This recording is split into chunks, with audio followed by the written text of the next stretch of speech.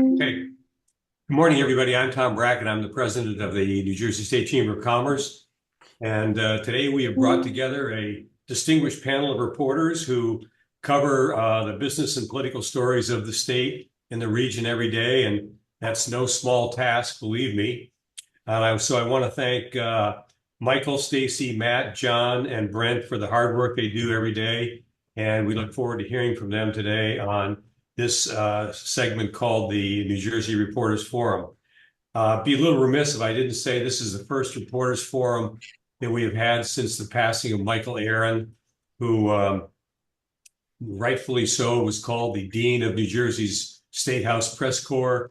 He led this Reporters Forum many times. He actually was a keynote speaker at one of our Walk to Washington dinners.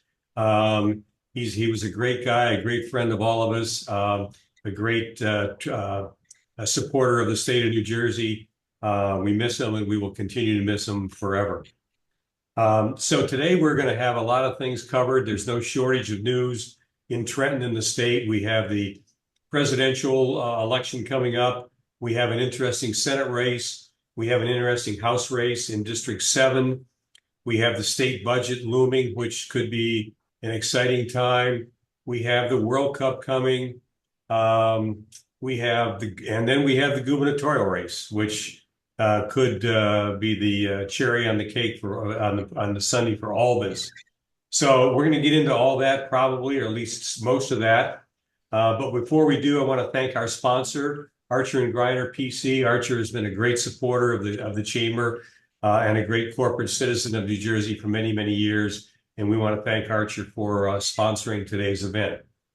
So to kick this off and to moderate the event today, I'm going to introduce Michael Shapiro, the CEO and publisher of Tap Into, the network of more than 95 franchised online local newspapers. So Michael, I'm going to turn it over to you and let you run the festivities today.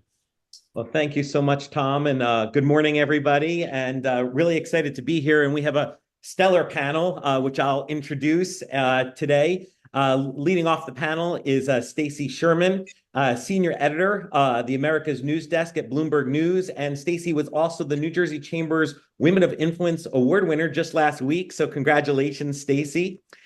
We also have with us Matt Fazelpoor, staff writer for government and economic development at NJBIZ. We have Brent Johnson, politics reporter at the Star Ledger and NJ.com.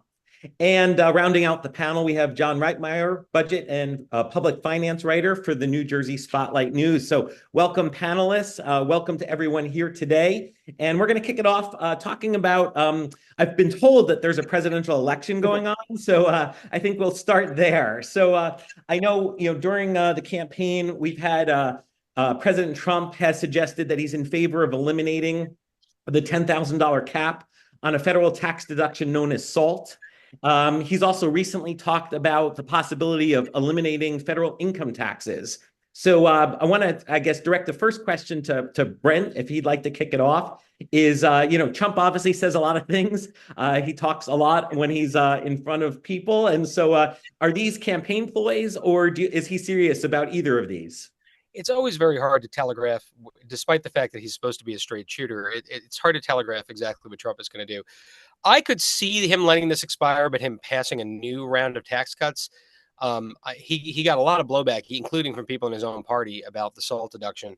I could see him letting that slide and maybe doing some form of new tax cut package if he's elected. Just SALT seems so radioactive. But there is a lot of grievance politics in this campaign, and it could continue to be a way to punish blue states, which is what Democrats say it is. Any other panelists want to weigh in? Yeah, I would echo that on SALT. I mean, SALT has maintained, as Brent said, a kind of a radioactive issue, and potent issue that has galvanized, especially Democrats on it. So it's interesting to hear the juxtaposition now of that. Now you want to just eliminate the deduction that was put into place with the last legislation. So I don't know. I mean, I think there's just a lot of ideas and campaign ploys being kind of thrown around and just seeing what sticks at this time. Yeah. Now let's also talk about Vice President Harris. She's called for expansion of the federal child tax credit and also for tax credits for first-time homebuyers. John, what do you think? Is this something that's good for New Jersey? And do you think that if she is elected, whether she'll be able to implement either of these things? And well, I think then that's what I was going to add to the SALT conversation is it's hard to talk about a lot of these proposals without recognizing that we're likely to have a really close divided Congress. The House races, how the House shakes out is going to be important to watch in the Senate as well. And so it's nice for the candidates to have these proposals. And I'm glad we're focusing on their actual proposals instead of, say, their personalities or what the latest poll says. Certainly trying to address New Jersey has an affordable housing issue, whether you're a renter or whether you own a home. Incidentally, the SALT deduction goes to that in some ways because the $10,000 limit, the average New Jersey property tax bill is just about $10,000 now. And in many North Jersey communities, you're over that limit just on a modest home. So the SALT deduction plays into that conversation, but helping first-time home buyers, especially in a place like New Jersey where home prices are relatively expensive compared to the rest of the nation. I mean, we talk to a lot of young people, they are struggling to get into home ownership, and they're spending a lot of money on rent that's not going to any, they're not building any equity with their rent payments. So I think that does have an opportunity to resonate in a place like New Jersey. We're not the only state where it's expensive to live, but certainly we have higher prices than a lot of places. So yes, to the first part of your question, and to the second part of your question, absolutely it matters what happens to Congress, because we've seen divided government both in New Jersey and for the last several years at the national level, and we see the type of gridlock that can happen. There's opportunity for gridlock even when it's all the same party. And when you have any division, it just, getting anything over the finish line. There was an immigration deal that didn't make it over the finish line. So it just, it's great that we're talking about these proposals, but there is that caveat that it all depends on what happens with the Congress. Yeah, no, that's an excellent point. And, I think when you're thinking about the election and the two candidates, who do you think is better for New Jersey's economy? I'll throw this one to Stacie, see if she has a thought on it. Well, let me just say, when you have questions about New Jersey's economy, like I saw this question might come up, I went right over to NJ Spotlight and read John Reitmeyer's latest story. I recommend everyone do that. I mean, it's very hard to say. I think John outlined some of the big issues. I mean, when it comes down to it, we all want lower taxes, right? And New Jersey needs lower taxes more than most states, or any state, I would say.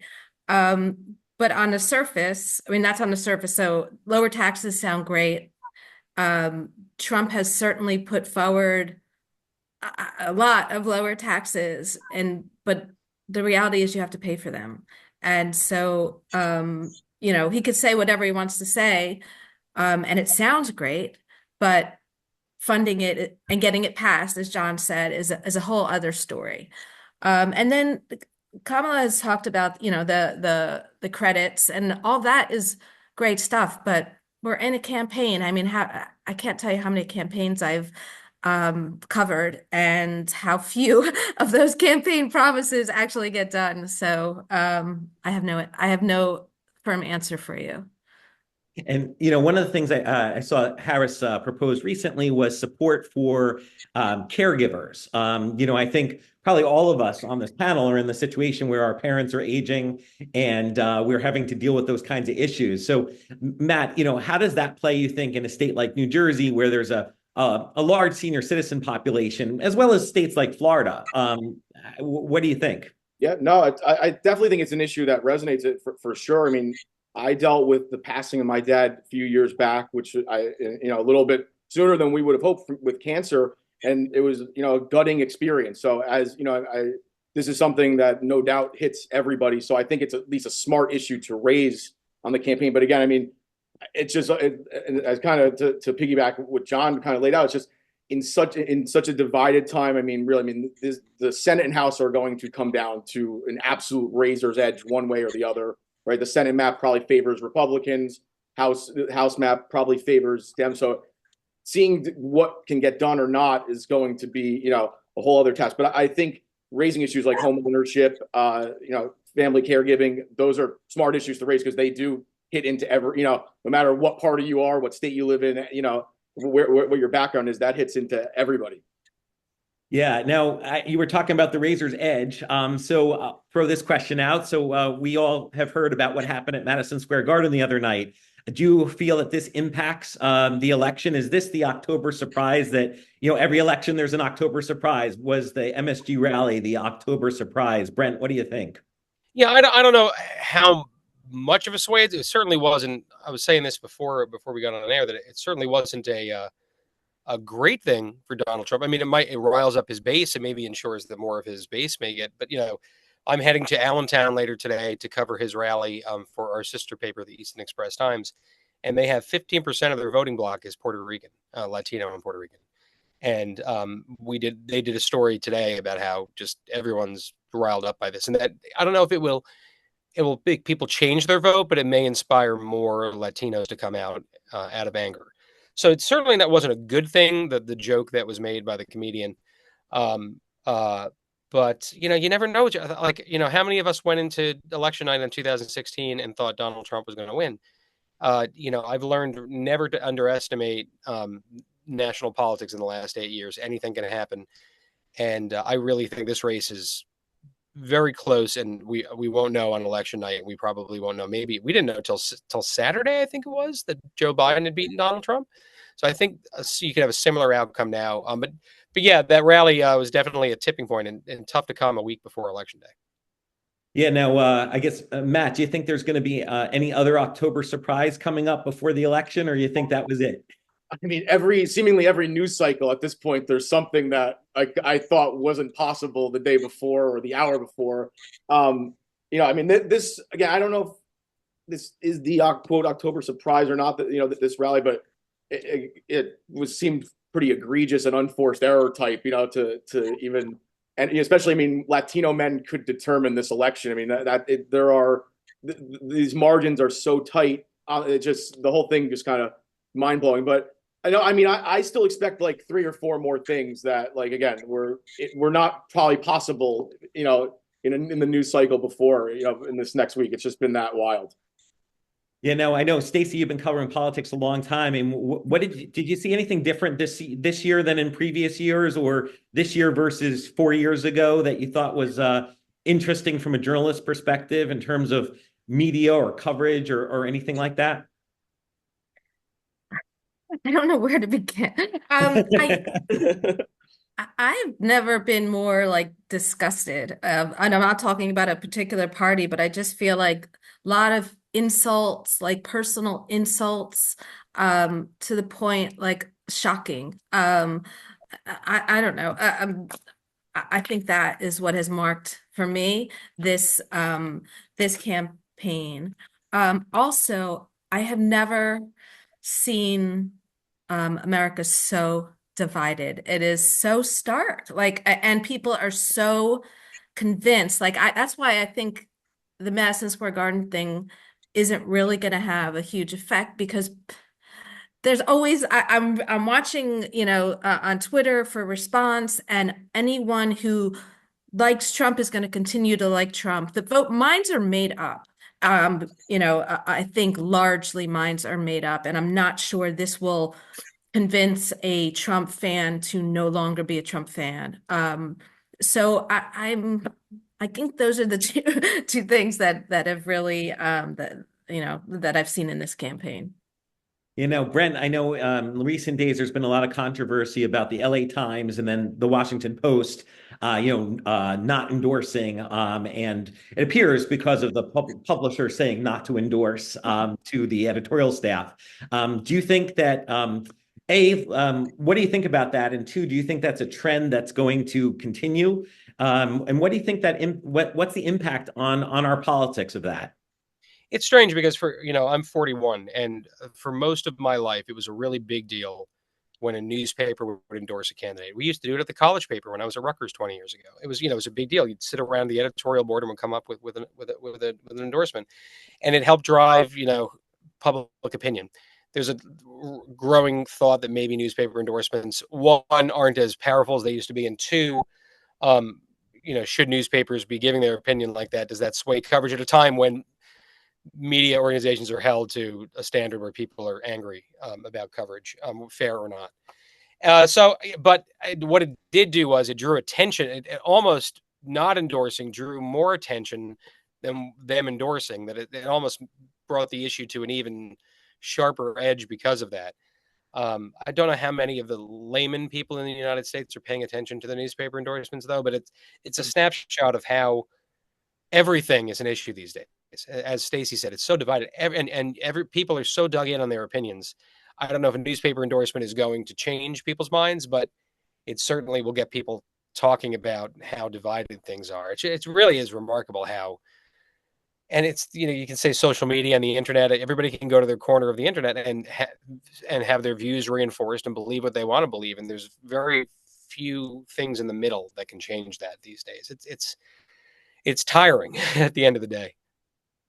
Matt, we talked about, the economy and which presidential candidate will impact New Jersey's economy. But outside of the economy, are there any other issues in the presidential election that you think are relevant to the people of New Jersey, and depending on who wins the presidential election would impact the residents of New Jersey? I mean, as far as impact, right? I mean, I'm looking at things like energy policy, right?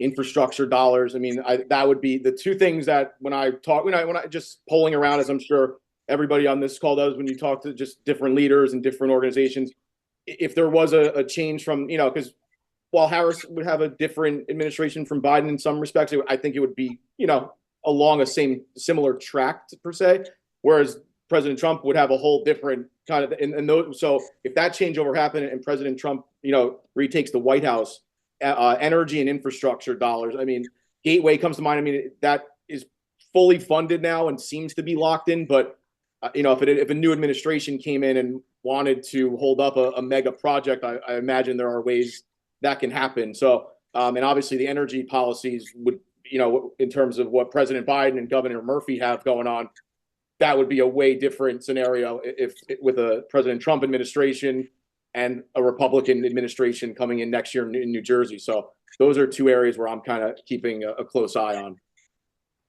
Yeah. And now, John, in terms of what's going on with the economy, inflation obviously was very high. It's starting to come down.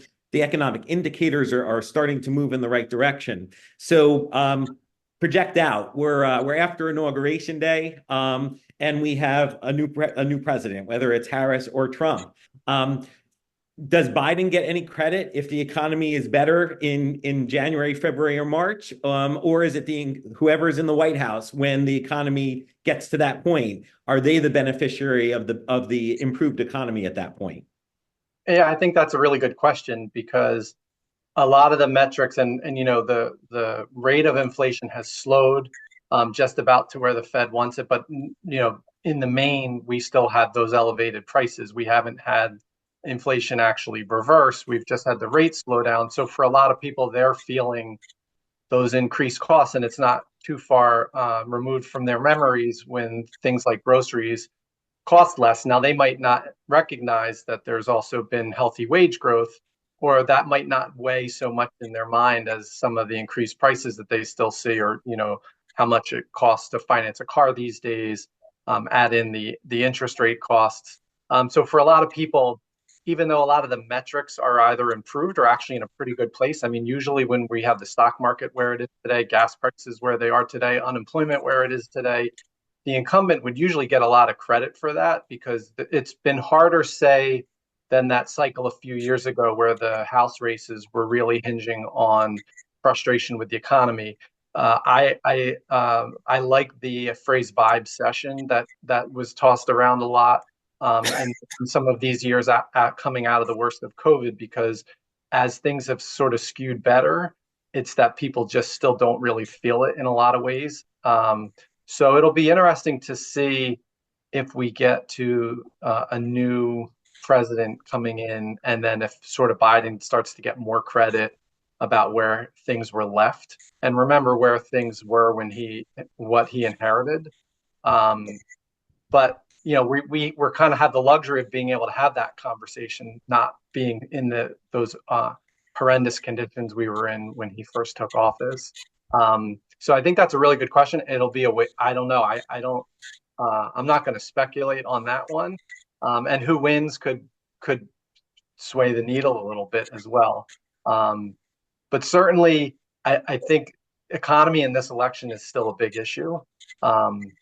But normally these types of metrics, like I said, if we put inflation to the side a little bit, would be good for the incumbent or the incumbent party. But I don't know that the incumbent party is really getting that type of tailwind right now. And before we leave presidential politics, just want to take a spot poll of the panel. 10 years from now, what will President Biden's approval rating be? Stacie. Oh my. Right now, it's like 38 to 42. So just for everybody in the audience. I'll say 50. Yeah. How about you, Matt? I'll say 45. Brent? It sounds about right. Probably between 40 and 50. Presidents time goes on, they tend to be viewed more favorably unless you're James Buchanan. And round it off with John. I'll take the under on Stacie. Well, that sounds great. Smart bet. And for all of the folks watching today, you can feel free to put questions in chat. We'll try to get to them as best we can. We're going to move on to the U.S. Senate election and touch on that. So as everybody knows, it's Andy Kim against Curtis Bashaw. Andy Kim, congressman, and he took on the party line, defeated the party line, and then got the Democratic nomination over the First Lady, and now he's running in the general election against Curtis Bashaw, who's a hotelier down from Cape May County, very involved in Cape May County, and so I wanted to get people's take on the race. Is there a race in people's views, and how close do you think it's going to be, Brent? Yeah, I mean, this has been a moving target over time, because if you asked me a few months ago, the polls showed that it was in single digits, and Democrats were telling me privately, like, this race is, he's going to win, but it's not going to be a slam dunk. I think it's starting to change. There hasn't really been a lot of polling in the race, but Menendez didn't run as independent. Harris replaced Biden on the ticket. Republicans haven't won a Senate seat in New Jersey since 1972, which in context was 2 years after the Beatles broke up.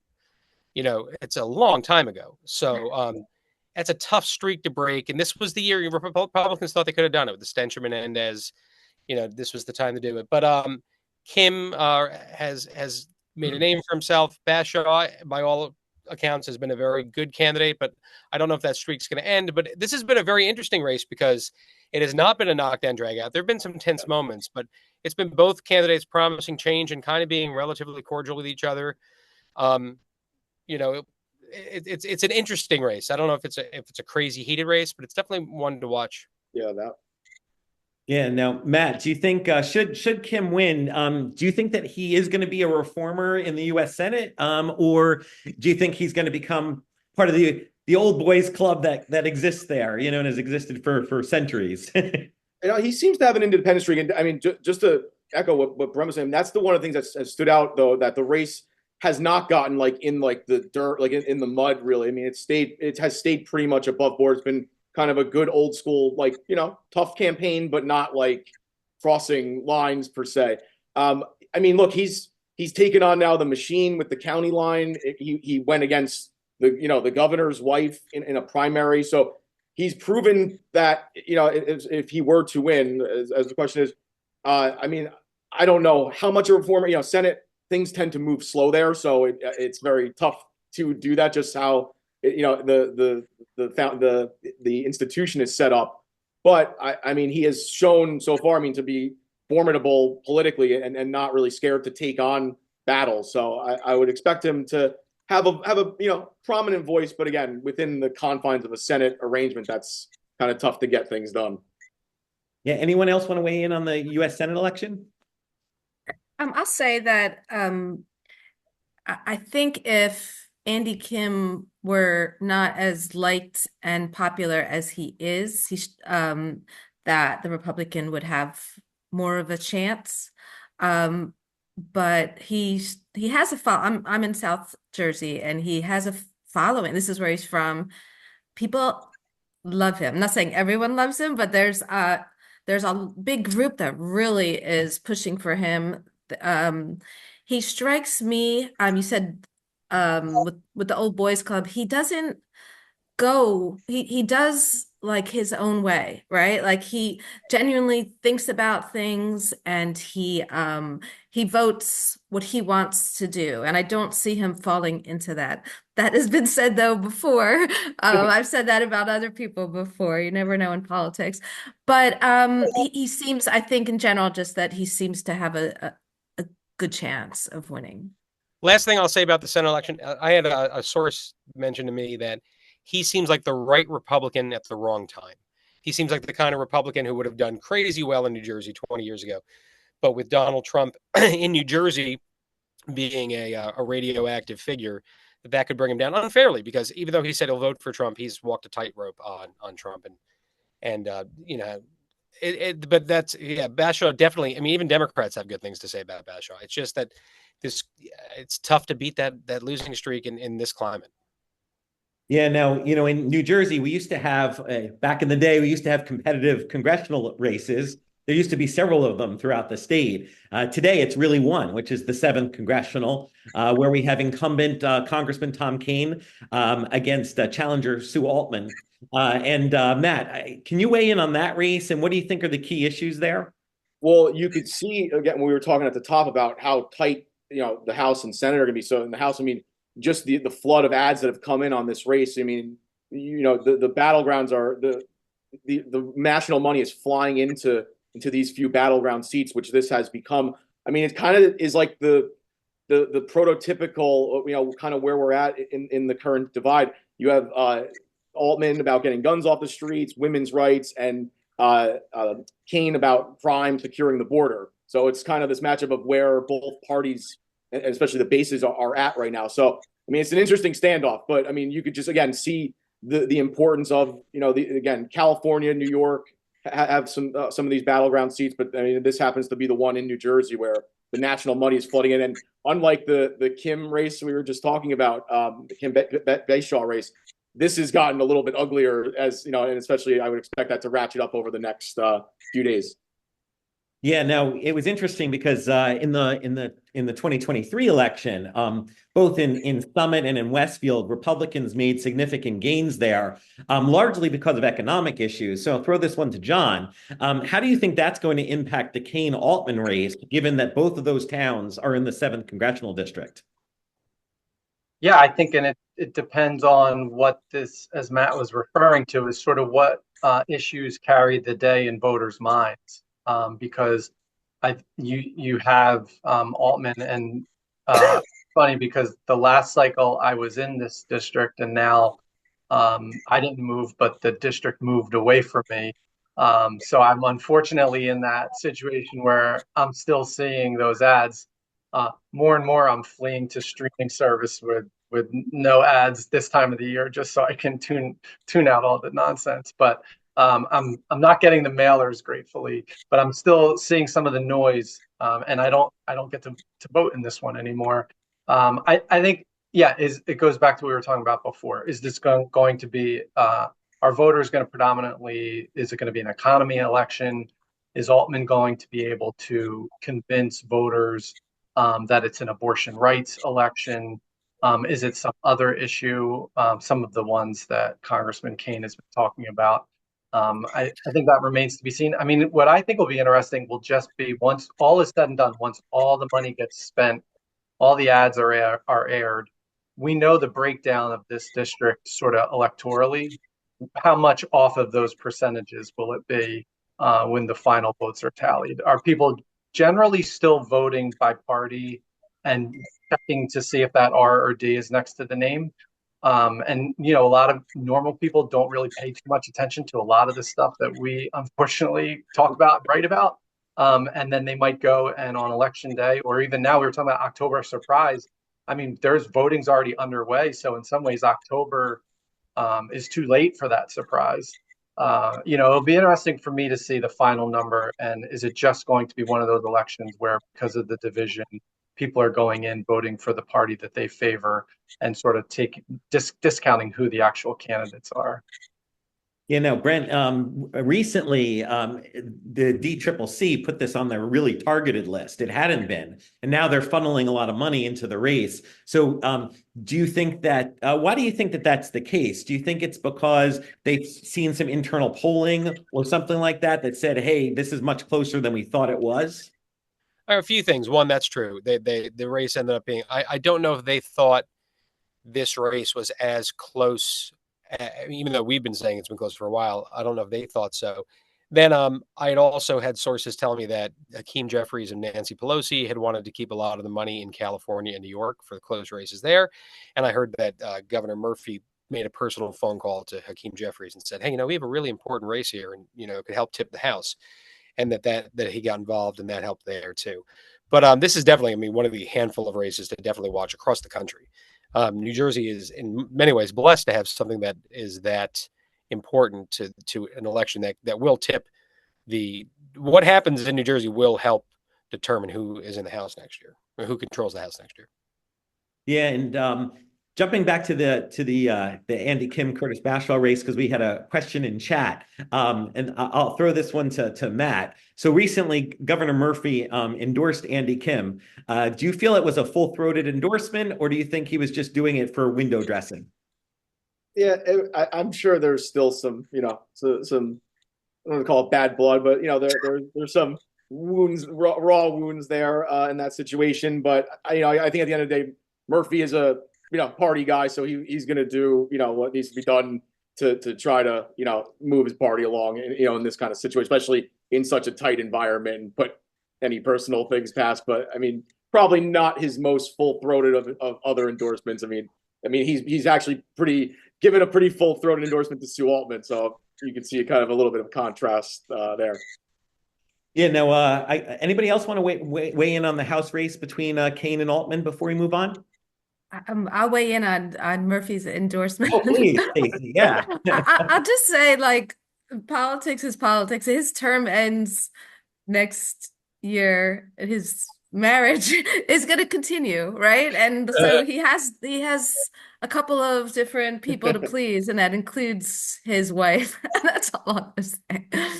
I wrote about this a little bit in my story on Sunday on this race, that it's like a strange bedfellows thing. Democrats aren't going to fight against Andy. He took down the line. It was more importantly than Tammy Murphy. He took down the power system for decades that had run party politics in the state. And not everybody's happy about that. They're sitting. No one's sitting on their hands, but they are sitting with sour grapes in their pockets. But they're not going to fight against it with the Senate on the line. And Murphy was always going to. He's always said he was going to vote for Kim. That's that wasn't a shock. It's just that he wasn't. I'd also heard that some people thought Andy Kim really didn't go after his endorsement and kind of said to every Democrat, "I don't really need your help." And some people were kind of put off by that. So but again, Andy Kim, if he wants to, could have this, as long as this streak continues, could have this Senate seat for the next 30 years. So Democrats, they're going to find a way to get along. This is not the first time something like this has happened. The joke in politics is that everybody loves each other and everybody hates each other. So, yeah, I think Brent's right. From Andy Kim's perspective, it's his brand to not necessarily be endorsed by the establishment, by the machine, by the heads of, we're coming off of Menendez, and what better way to separate yourself from the party that gave us Bob Menendez than to say, I didn't even get endorsed by the governor, who's the highest ranking Democrat in the state of New Jersey. So it's almost played really well for Andy Kim to keep having headlines saying Murphy hasn't endorsed Kim for so long. Yeah, no, that's a great point. And, one of the things that we can look forward to after this November election is the gubernatorial election next year. So just as we're recovering from this election, we can get into another one. So already the race is starting to form. We have a number of announced candidates. Jersey City Mayor Steve Fulop, former Senate President Steve Sweeney, Newark Mayor Ross Baraka, Montclair Mayor Sean Spiller, and the possibility of Congresswoman Sherrill or Congressman Gottheimer joining the race. How do you think the race is shaping up on the Democratic side of the ledger? And I'll go to Brent with this one. All right, so I don't think anybody's prepared for what this 2025 race is. We've not seen a governor's race like this in our lifetime. Not only are there a lot of people running, like the most famous political people in the state are all running. The mayor of the two largest cities, the former state Senate president, two members of Congress. And then that's just on the Democratic side. The Republican side is a whole other host. It is going to be an insane race, just out there. So much so that we're launching a new newsletter in the new year focused mostly on this race, the 2025 race. So, and yeah, right now it's very early because so many people are still focused on the presidential race. But governor is an important thing that people pay attention to. And I don't know if everybody's going to make it to the finish line of the primary. And in fact, you could argue that the two most likely biggest candidates on the Democratic side haven't even jumped in yet, in Mikey Sherrill and Josh Gottheimer. So much so that there was talk that they wanted one of those two to run for Senate. And that both of them said, no, we want to run for governor. So, which is kind of how we got Andy Kim. So yeah, I mean, it's going to be a knockdown drag out, and you're already starting to see signs of that because you see Fulop and Gottheimer squawking and Baraka chiming in all the time on Twitter, and then on the Republican side, you have people calling each other rhinos already. It's going to be nuts. Stacie, Fulop has started to recruit candidates to run for Assembly and State Senate offline, for Assembly in particular, or I shouldn't say offline because there aren't any lines. How do you think that is going to impact things? And do you think the other candidates are going to do the same thing? So could we see, for example, some Assembly races in primaries where there's 3-4 lines of candidates on the Democratic side running against each other, endorsed by the gubernatorial candidate that they're kind of bracketed with, or however they're going to try to do this? I sure hope so. I mean, how fun will that be to cover? But also, I mean, it's just the fact that there's so many people in there. I hope it is a competitive race. We've seen too many times where just like the race is decided like years before, it's an actual race. I know like Fulop has wanted this for so long. Like he wanted it years ago, and then he got convinced by Murphy or Murphy's Money or something that it was Murphy's year, right? He wants it. I mean, there's so many people. I think it's going to be a fun race to watch, to cover too. Yeah, no, Matt, on the Republican side, we already have, Jack Ciattarelli, Senator Bramnick, former state senator Ed Durr, and then conservative radio host Bill Spadea. I always massacre his name. But yeah. So how does the Republican side shape out, or shape out, you think, Matt, based on where we are right now? Yeah, I mean, the Republican primaries, again, for the last decade have revolved around kind of loyalty to Donald Trump, and just that is kind of the center of it. Also, you have my former 1015 colleague Bill Spadea and Ed Durr, who are Trump ride or die. Ciattarelli has gotten there. He wasn't necessarily there and was kind of toeing the line a bit in his last race, but he's kind of there. And then you have Bramnick, who's running as the old school, before Donald Trump Republican, which, I mean, we'll see if that has not necessarily played in a lot of these big races. But I mean, that's on that side of things, that is going to be the centerpiece. So if, the presidential election, I believe will have a lot, the outcome of that will have a lot to do with shaping, how the Republican and where the party is at or not at, post this election. And that will dictate a lot of just, look, the MAGA aspect of the Republican Party is obviously, it's there now. So in some, any candidate is going to have to adapt to that. But to the extent, I think will depend on how this presidential election turns out. And just on the Democratic side, I mean, just echo kind of what Brent said at the top. Yeah, I mean, that's race is going to be wild. I mean, you just have a lot of name power, a lot of money, a lot of North Jersey money and power brokers, and constituencies overlapping. So that's going to be a fascinating race. Just I mean, the whole thing is going to be, but prepare because I agree, it's going to be like just unloading right after this presidential election, especially when Gottheimer and Sherrill are likely to join the fray. Yeah, now, Brent, we talked about earlier about how if that Bashaw, if he wasn't running in a Trump year, might do better. How do you feel that plays out with Bramnick? Because Bramnick obviously would be running next year.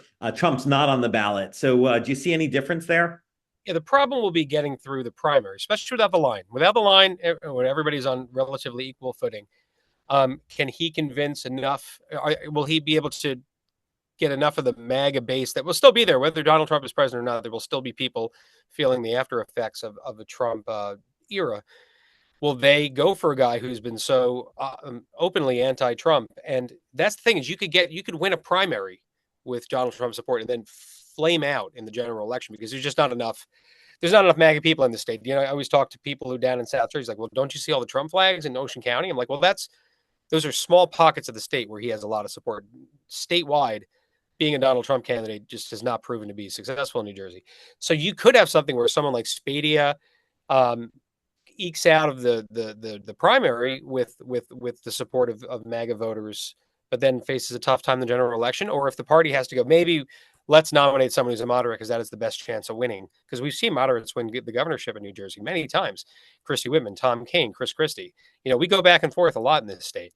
So it would be a lot harder to do that as a MAGA Republican. So a lot hinges on the primary. Does anybody else have anything they want to share about the upcoming gubernatorial race? I mean, I think I would just say, like, along the lines of what Matt and Brent have said, that the effects of we can't minimize the effects of the presidential election. And, if Trump were to lose, would that cause the party to sort of break the fever of Trump that's been in place for the last almost a decade now and swing in another direction? In that case, John Bramnick is sitting pretty. If Trump were to win, then would our election become a referendum on sort of Trump policies that are being enacted at the federal level? We haven't talked about tariffs yet, but some policies that have the potential to have a big impact on our lives. Is there blowback? And New Jersey's the first bellwether of that because we have the governor's race coming right after a presidential election. So it's really hard to minimize the effect of what happens nationally in terms of what direction our governor's race could go. I think even in the primary. Yeah, and one of the big issues I think in the gubernatorial race that'll be coming up has to do with the budget gap. So tax receipts are up about 4%, which is good. However, there's like a $2 billion gap there, and it's likely going to. And the pandemic aid is gone, so this is likely going to be a major gubernatorial issue. So, John, what do you think about that, and kind of where do you see that playing out for the gubernatorial race? Yeah, kind of in the way that the national candidates don't talk about debt anymore or Social Security, even though they are huge issues. I don't know necessarily that and it's a structural gap in the budget right now. We don't have an actual gap between revenues and expenditures from a structural standpoint only because they have a lot of surplus. And baked into this budget is a plan to spend down surplus, even though they also bake in year-over-year revenue growth. So anyone who's watching who runs a business knows that you can't do that for too long. I don't know, though, that we're going to get to that level. I mean, I would love it as a budget writer if, it's a budget election. I don't know that we're going to get to that level of specificity. And just like we hear presidential candidates talk about tax cuts because people like to hear, especially in a period of elevated costs, about ways that you're going to cut the taxes I pay. I imagine as we get closer to the general election in our gubernatorial race, there may be more talk about, we've already been writing about a big promised senior property tax break that we don't know where the money is for it after 1 year. So, if the budget issues are going to be there no matter what, right? I mean, New Jersey always is a state that is usually dysfunctional when it comes to even how the budget comes together. We have heard some of the Democratic candidates talking about the budget process. Actually, we've heard some of the Republican candidates. So I should take back a little bit of my pessimism at the beginning, because we have had a little bit of discussion of the budget already in the early days of this election. I don't know that it'll be the prevailing issue. And there's a lot to happen still with this current fiscal year. I mean, we're just a quarter of the way in, more or less. At the rate of growth that they're seeing, they're on their numbers, which is always a good thing, right? You always want to be on your projections. But the problem is that baked in structural gap. So if they don't get growth at a faster clip than what they've been experiencing, next year when the budget comes together, which is early next year, they will have to decide, do we spend down more surplus and risk possibly a credit rating downgrade? Do we walk away from some of our spending promises and ambitions? Or do we try to raise taxes somewhere else? And we forget we're coming off, probably not this crowd, $1 billion tax hike that was part of the last budget that was promised to NJ Transit, which needs the money that actually is not initially going to NJ Transit. It's going to the state budget. So structurally, there are definitely issues. Whether they get talked about, and sorry for the long-winded answer, kind of remains to be seen. Yeah, now, one of the things that we've seen with pretty much all the elections taking place is kind of nationalizing of the election. And so I wanted to see, Matt, if you wanted to weigh in on that for the gubernatorial race. Do you think that that's what we're going to see there? Or do you think we're really going to dig into New Jersey issues? Or is it all going to be national issues? And that's going to be the thrust of it, and Democrat versus Republican? Yeah, I mean, I think you'll see some local Jersey. I mean, offshore wind comes to mind as a Jersey issue, right? I mean, I was thinking about it, like, I grew up in Ocean County in Toms River. It's a huge issue down that way. I live in Metuchen now. It's a non-issue, but I think you'll see some localized kind of issues like that play out within the race. But I mean, the overall backdrop, I think, will be very nationalized. I mean, I just think that's where we are politically. As John mentioned, right? I mean, it'll be the first bellwether post-presidential election too. So you're going to get a lot of whatever is happening nationally just thrown into the race fundamentally because that, right? I mean, it's us and Virginia, typically with those first races after the presidential. So so there's going to be a lot of the national stuff just kind of injected into this. I just think regardless, but it'll be but I think there are going to be those types of issues. Offshore wind is one that would come to mind that I think will be a heavy battleground issue here in the state. Thanks, Matt. Anybody else on the panel wanted to weigh in on the gubernatorial? Brent? Yeah, what Matt just said is actually true and a really good point, because we are the first state, us in Virginia, right after a presidential election. And in the past, that usually has played out. It didn't in 2021, meaning Biden was elected president and Murphy then won re-election by a slim margin, or slimmer than expected margin the following year. That tends to be what happens the year before. This is like a check and balance the following year. So if Harris wins, maybe a Republican slightly more favored to win next year in the gubernatorial race. And if Trump wins, that could give a boost to whatever Democrat comes out of the primary. So, yeah, they always say all politics is local, but lately all politics really has been national.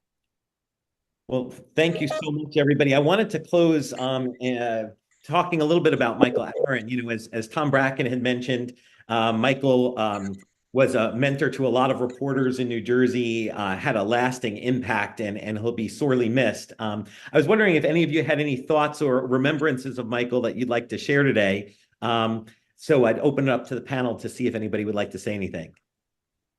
I can start. I'll say that, believe it or not, I used to be very bad at these kind of I hated these kind of panels and getting on speaking in front of people. And I remember the first time I went on Reporters Roundtable, and Michael could sense my nervousness, and he put me right next to him, and he kind of just was such a calming presence. And just, I learned a lot from him, just watching him. He helped me on the roundtable, but also in press conferences, I would just watch how he didn't have to be the loudest person in the room or to get his question answered. I learned a lot from him, and I'm grateful for all the time I got to spend with him. Yeah, monumental loss. He was always the coolest guy in the room, more than anything. We could talk about how great of a journalist he was and how and revered he was, but Michael was cool. Liked a lot of good music. Worked for Rolling Stone, had a great voice, and he. We were talking about this before the show that New Jersey is an embarrassment of things to cover, and he always would say that New Jersey will never let you down if you're a journalist. I mean, it will always let you down, personally, but that there's always something to cover, and Michael was the embodiment of that, and just a massive loss for journalism in our state and just for the state in general. Matt, John, you go. I fortunately, and it was a weird thing in house when Michael decided to step back, and we were in COVID and Zoom world. So we did sort of a toast online for him, and I said it to him personally at the time that coming into the State House as a young reporter when Michael was at the top of his game and how hard he worked, and how committed he was to fairness. I mean, we're kind of spoiled in New Jersey, that he rubbed off on so many of us, the work ethic and the commitment to fairness, because it's really easy to slip away from sort of giving everyone a fair shake. And Michael was really committed to that. And I, had a chance to work with him even behind the scenes. I can tell you that the Michael that people saw on camera is the Michael that you saw behind the scenes. So I appreciate the kind words and what Tom said at the top too. But I think for me, a lasting memory is just he did it the right way, and we're so lucky to have had someone be a role model of his caliber in our state. Yeah, I would just echo all of that. I mean, just kind of the gold standard journalist. I mean, genuinely cared about the state, delivered day in, day out, truth teller, authentic, and all the traits you'd want in a journalist, and also good to people, right? Helping young reporters all the time, paying it forward, not big timing people. So just that perfect balance on both the professional and personal side. So a huge loss, but somebody for all of us to emulate for sure. Yeah, thank you, Matt. Hey, Michael, can I hop in here with one? Of course, Tom. I was very fortunate to be able to go to Michael's funeral, and if any of you were there, you heard the story about the incarcerated gentleman who was convicted of murder that Michael worked on diligently to get released. And it was a story that I, as prominent as Michael was, his humility and not really bringing this up. And I had never heard this until his funeral. The combination of professionalism, mentorship, and humility was embedded in Mike. And that story about the incarcerated person who got up and spoke was just so impactful. And it spoke volumes of what Michael was all about. So just wanted to add that to the mix here. Yeah, thank you, Tom. Yeah, and what a kind and warm person. And every interaction I ever had with him, just one of the nicest people I've ever met. And he's sorely missed, and he'll be greatly remembered here in the Garden State. So with that, I want to thank our stellar panel for participating today. This was a great discussion, and I want to thank the Chamber and Tom Bracken for having us here today. And I want to throw it back to Tom for any closing remarks. Well, Michael, thank you for driving this discussion today. I mean, you covered a lot of topics. The panelists covered in detail many different viewpoints on these topics. Great dialogue, and I appreciate Stacie and Matt and Brent and John for doing this. It's always a good session for us to have these reporters come in and talk about things. And right now, there's probably so many issues that we are dealing with in New Jersey that it was tough to cover all of them, but you happen to be able to moderate that in a way that did cover most of them, Michael. So I appreciate all that. So thank you to you, Michael. Thank you to the reporters on the panel. Thank you to the people on the call. And I need to talk a little bit about the fact that we have some very exciting events coming up for the rest of the year with the Chamber. One is on November the 14th, where we're having our third annual DE&I Trailblazer Awards along with the co-sponsorship of the African American Chamber. December 4th, we are supporting ROI NJ in their Champions of the C-Suite Awards reception at the Hanover Manor. Our very popular annual holiday event will take place at Calandra's Italian Village in Caldwell on December the 10th.